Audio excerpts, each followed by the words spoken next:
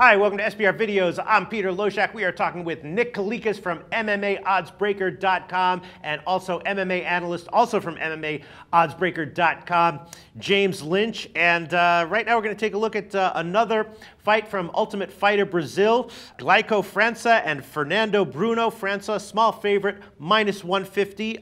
You know, the lightweights, over is 2.5, minus 115. Anytime I see lightweights, I think, yeah, it probably goes the distance.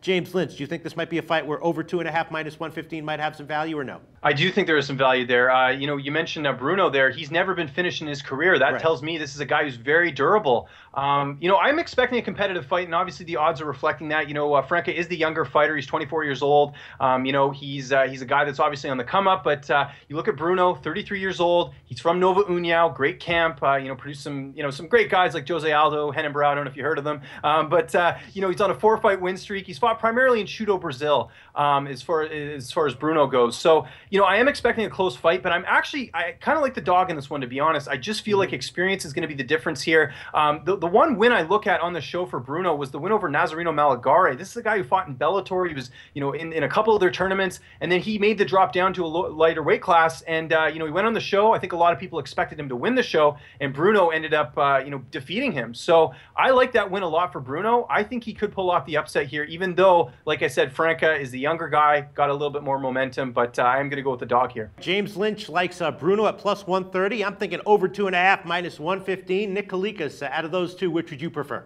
I would probably go with the over more so than the dog, honestly, there, because I disagree a little bit. I know Bruno's definitely a pretty solid fighter. And doing the research on him, I mean, he's got a pretty complete skill set. He needs a little bit of work, I think, on his striking, because he's just not steady busy with the striking attack. Has a little bit of power, but he does tend to wait a little bit on his opponents and more of a counter striker. But I think where his bread and butter is getting takedowns, controlling his opponent, and then his submission game as well. That's what he wants to do. He wants to grind people out, and that's why he was successful on the show as well. But unfortunately for him, he's going to be at a huge size disadvantage. I mean, he should be fighting at 145. I mean, he's, I think, 5'6", and he's fighting a guy that's a 6-footer for this weight class and is a true 155er here. And both of them, skill set wise, I was expecting on paper before I started doing the research on this fight, I was expecting Bruno to be the way to go, honestly. But then after I started doing the research, I mean, even Bruno on paper, his resume looks a little bit better.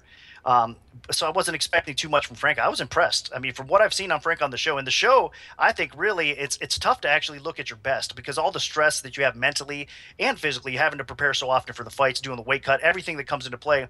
I think a lot of these fighters at times don't get the justice they deserve, and they actually look, that's why they look a little bit better after the show. At times. So I'm expecting both these guys to be a little bit more improved. But I was really impressed with Frank. I mean, he uses that reach well. He's aggressive on the feet.